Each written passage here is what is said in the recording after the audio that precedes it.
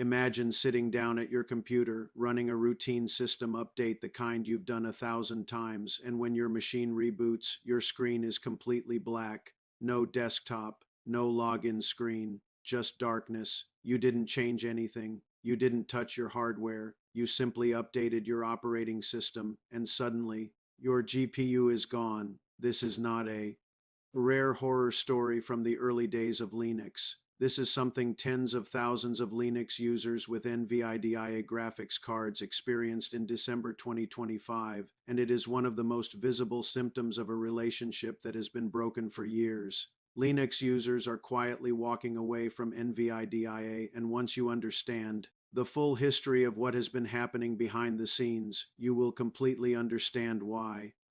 To understand the escape, you have to understand the war. NVIDIA and the Linux community have had a rocky, often hostile relationship for decades. The proprietary driver model that NVIDIA built is fundamentally incompatible with how Linux works at its core. Linux is open source. Its entire philosophy is built on transparency, collaboration, and the freedom to inspect, modify, and improve the software that runs your machine. NVIDIA chose the opposite path. They built a closed, binary-only driver that sits on top of the Linux kernel like a black box, a piece of software that millions of people rely on, but nobody outside NVIDIA can read, audit, or fix. And that choice has caused suffering at scale. Like and subscribe if you've ever had a kernel update destroy your GPU driver on Linux, because this story is for you. The situation became so infuriating that in 2012, Linus Torvalds himself, the man who created the Linux kernel, stood on stage at Aalto University in Finland, looked directly into a camera, extended his middle finger, and said those now legendary words, "NVIDIA FU." The audience applauded. And the reason the audience applauded is because every Linux user in that room had felt that exact frustration at some point. Torvalds was not having a bad day. He was articulating years of accumulated pain experienced by an entire community. NVIDIA, he said, had been one of the worst trouble spots they had ever dealt with among hardware manufacturers. A company that happily profited from the Linux-based Android ecosystem while treating desktop Linux users like second-class citizens. A student had simply asked why her laptop's NVIDIA GPU refused to work on Linux, and NVIDIA had told her flat out, no support. The core technical problem is something called kernel module compatibility. When NVIDIA ships a proprietary driver, that driver is built to work with a specific version of the Linux kernel.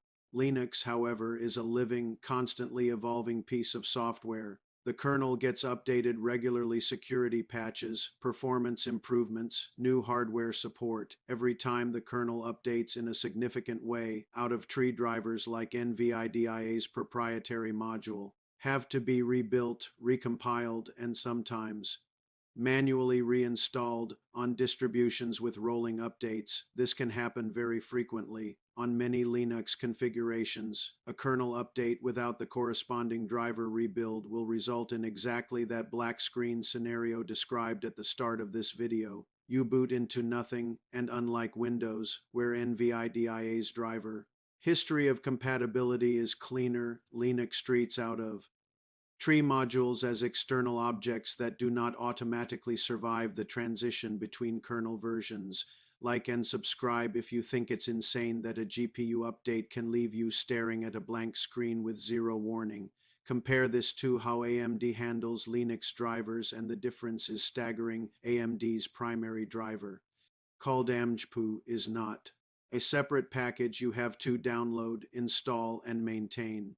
It lives directly inside the Linux kernel itself. It is open source, developed in the open by AMD engineers working alongside the Linux community, reviewed and maintained as part of the kernel codebase. When you update your Linux kernel on an AMD system, the GPU driver updates with it automatically. There is no separate installation step. There is no risk of a kernel update breaking your display. On most modern Linux distributions, you plug in an AMD GPU, boot the system, and it simply works. No configuration, no Manual driver downloads, no compatibility matrix 2. Memorize, that experience is not a marketing phrase. It is the literal reality of how AMD's open source stack functions in practice. AMD's open approach also means that when bugs exist, the entire community can find them and fix them. Thousands of engineers and developers around the world can look at the AMD source code, identify problems, submit patches, and have those improvements merged into the kernel. The result is a driver that gets continuously better, driven by collective expertise rather than a single company's internal release schedule and internal priorities. The specific Vulkan driver for AMD cards within Linux, called Mesa Radver, became so well optimized that benchmarks now show AMD GPUs running certain games faster on Linux than they do on Windows. In some test configurations, The Witcher 3 running through AMD's open source Linux stack slightly outperformed the same game on Windows, reportedly averaging just over 170 frames per second on Linux compared to around 161 on Windows. That is not a typo. The open source driver that the community built is outperforming the vendor-optimized Windows driver. Like and subscribe, because the community just outperformed a multi-billion-dollar internal optimization team. NVIDIA's response 2 years of criticism was to make a move that looked significant on paper but contained a critical asterisk that most headlines missed. In May 2022, NVIDIA began releasing open-source Linux GPU kernel modules under dual GPL and MIT licensing. The Linux community celebrated. Tech press called it a historic shift. But the celebration was premature, because what NVIDIA actually opened was only the kernel side interface, the part of the driver that talks to the Linux kernel. The other half of the driver stack, the user space components, the parts responsible for actual rendering, frame timing, CUDA performance, and display output, remained completely proprietary and closed. The register described it accurately. NVIDIA moved the proprietary parts of the code into a multi-megabyte firmware file that remains closed source and secret. The kernel modules are now technically open. The firmware that makes your GPU actually do things is not. It is a partial opening that is meaningful in some ways and deeply misleading in others. The most dramatic proof of NVIDIA's Linux problem arrived in December 2025. NVIDIA released driver version 590, and with it came an announcement that sent shockwaves through the Linux community. The GTX 10 series GPUs, also known as Pascal architecture, would no longer receive support from the new driver branch. This included cards like the GTX 1060, GTX 1070, GTX 1080, and the GTX 1050 Ti. These are not ancient relics. The GTX 1060 was released in 2016, and as of November 2025, a Valve Steam hardware survey showed it was still the 15th most popular GPU among Steam users, used by roughly 1.86% of the platform's enormous active user base. And yet NVIDIA killed active driver support for it on Linux, the last official driver update for Pascal on Unix and Linux systems was version 590.44.01, released on December 2, 2025. After that, nothing. NVIDIA abandoned a card that millions of people still use daily. Like and subscribe if you think dropping support for a top 15 GPU while it's still in active use is completely unacceptable. On Arch Linux, the consequences were immediate and severe. Users who ran their standard system update in late December 2025 woke up to machines that could not display a graphical environment. The proprietary NVIDIA driver failed to load because the new package structure replaced it with an open module version incompatible with Pascal hardware. The NVIDIA package manager on Arch replaced the core NVIDIA driver packages with open module versions that older GPU architectures simply could not use. Users were dropped into a command line interface, a black terminal screen with no obvious path back to their desktop environment. The fix required manually uninstalling official NVIDIA packages and hunting down a legacy driver from the Arch user repository, a community-driven collection of packages that is not officially supported or maintained by Arch Linux itself. And to make the situation worse, using that legacy driver broke Steam because Steam relies on official NVIDIA dependency packages that are no longer compatible with the legacy branch. Users had to choose between their GPU driver and their entire game library, then apply additional community-sourced hacks to attempt to restore both simultaneously. The timing of NVIDIA's Pascal support cut made the contrast with AMD even more painful and deliberate. Looking at almost the exact same moment NVIDIA was abandoning GTX 10 series Linux support, AMD was going in the opposite direction entirely. Linux kernel 6.19, which reached stable release in early 2026, extended the modern AMGPU driver to GCN 1.0 and GCN 1.1 GPUs graphics cards from approximately 2012 and 2013. Benchmark testing by Phoronix confirmed performance improvements of up to 30% on these old GPUs, plus Vulkan support added out of the box through the Mesa Radver driver. We are talking about 13-year-old hardware receiving modern driver improvements in 2026, courtesy of open-source contributions from AMD engineers and Valve's Linux graphics team. AMD was adding new capabilities to ancient hardware while NVIDIA was cutting support for cards still widely used in active gaming setups. The Linux community did not miss the symbolism. Like and subscribe, because that contrast alone tells you everything about these two companies' actual relationship with their users. The Wayland problem adds another major layer to the NVIDIA escape story. Wayland is the modern display protocol that major Linux distributions have been transitioning to for several years, replacing the aging X11 system. Fedora and Ubuntu deprecated X11 support in 2025 and 2026. KDE Plasma 6.8 removed X11 support entirely. Wayland is no longer a future goal, it is the mandatory present, and major distributions have made that commitment irreversible. For years, NVIDIA on Wayland was a practical disaster. The technical root of the problem was a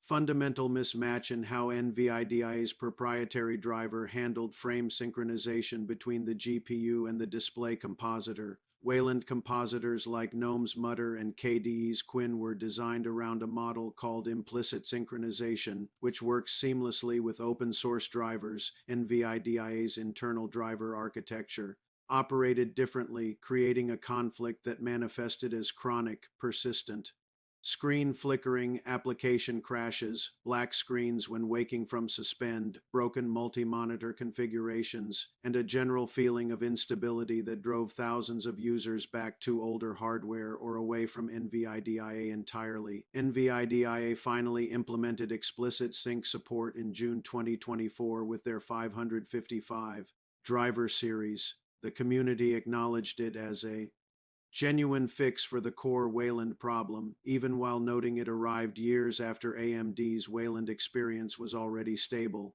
But the story did not end there. The 570 driver series, which followed, introduced its own regressions, reported Steam client issues on Ubuntu, HDMI 2.1 regressions affecting certain monitor configurations, and fractional scaling problems that caused blurry rendering in Wayland applications at non-integer display scales. Meanwhile, AMD on Wayland has been stable and problem-free for years because the open-source AMGPU driver was designed with the Linux graphics stack in mind from the beginning. There was never a philosophical architectural conflict between AMD's driver model and how Wayland expects GPU behavior to work for AMD users. Wayland simply works. For NVIDIA users, it has been a years-long saga of workarounds, terminal commands, environment variable overrides, and discovering that each fix introduces a new problem. Like and subscribe if you've ever had to edit a configuration file just to stop your monitor from flickering. The laptop experience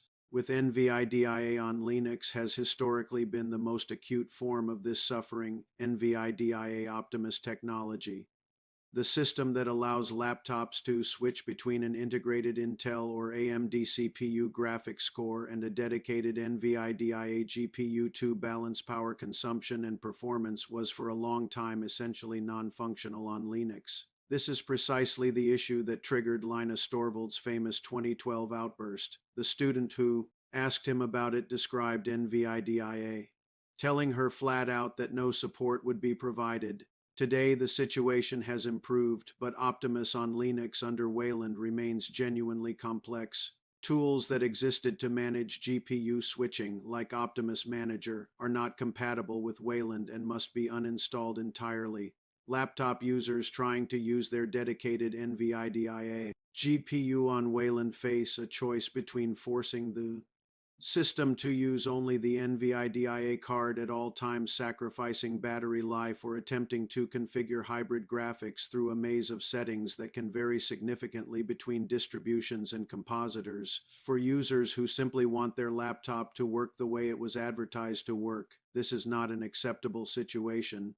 The security dimension of NVIDIA's closed driver model is something that rarely gets discussed in mainstream coverage but carries real implications. In January 2025, NVIDIA disclosed multiple security vulnerabilities affecting their GPU drivers on both Linux and Windows. These were significant enough to warrant a full security advisory listing specific affected driver versions and safe alternatives. The fundamental problem with a closed-source proprietary driver is that when security flaws exist inside it, only NVIDIA can find them through internal testing, and only NVIDIA can build and ship the patches. The broader security research community cannot audit the code, cannot run independent analysis, and cannot contribute fixes outside of NVIDIA's own development cycle. With AMD's fully open source driver stack, security researchers worldwide can inspect every line of driver code, identify vulnerabilities independently, and submit patches that can be merged and distributed without waiting for AMD's internal timeline. That structural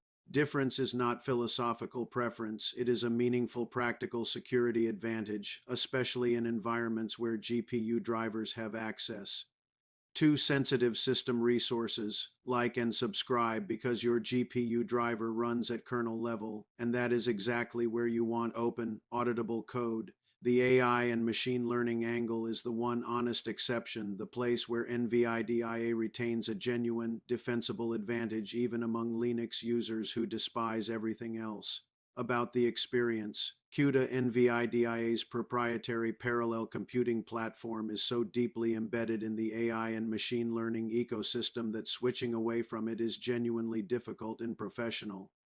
Contexts, PyTorch and TensorFlow both have native CUDA backends that are mature, extensively documented, and deployed at massive scale across research institutions and commercial AI infrastructure. AMD's competing platform, called ROCm, has been improving meaningfully. ROCm 7.0 launched in mid-2025 with significant inference performance improvements. Ubuntu 26.04 is set to include ROCm natively, which will dramatically lower the barrier to entry for AMD GPU computing on Linux, but the honest assessment remains that for production-grade AI training and specialized compute workloads, CUDA's ecosystem advantage is substantial, and switching to ROCm still requires troubleshooting that CUDA users simply do not face. For hobbyists and researchers willing to work through compatibility issues, AMD is becoming viable. For teams shipping production AI systems, NVIDIA is still the pragmatic choice even with everything else broken. For everyone else, gamers, developers, content creators, desktop power users, students, system administrators, the calculus has shifted decisively toward AMD. The open-source SAMGPU driver provides a genuinely set-and-forget experience where GPU management is simply not something you think about after installation. Updates come through normal system package updates. Wayland works without manual configuration. Old hardware stays supported for years and even receives new features through community contributions. The community can identify and fix bugs without waiting for a vendor to schedule a patch. Cycle, and increasingly, performance is not just acceptable but competitive in gaming workloads. AMD's Linux performance has reached the point where the gap with NVIDIA is not meaningful for most real-world use cases. The RX 9070 XT, AMD's current top mid-range Linux gaming card, was running Cyberpunk 2077 at 1440p Ultra settings at around 90 to 100 frames per second in early 2026 benchmarks, with some older titles actually running faster on Linux than on Windows. Like and subscribe, because GPU drama on Linux is far from over, and the next chapter is going to matter enormously. The exodus from NVIDIA on Linux is real, measurable, and accelerating.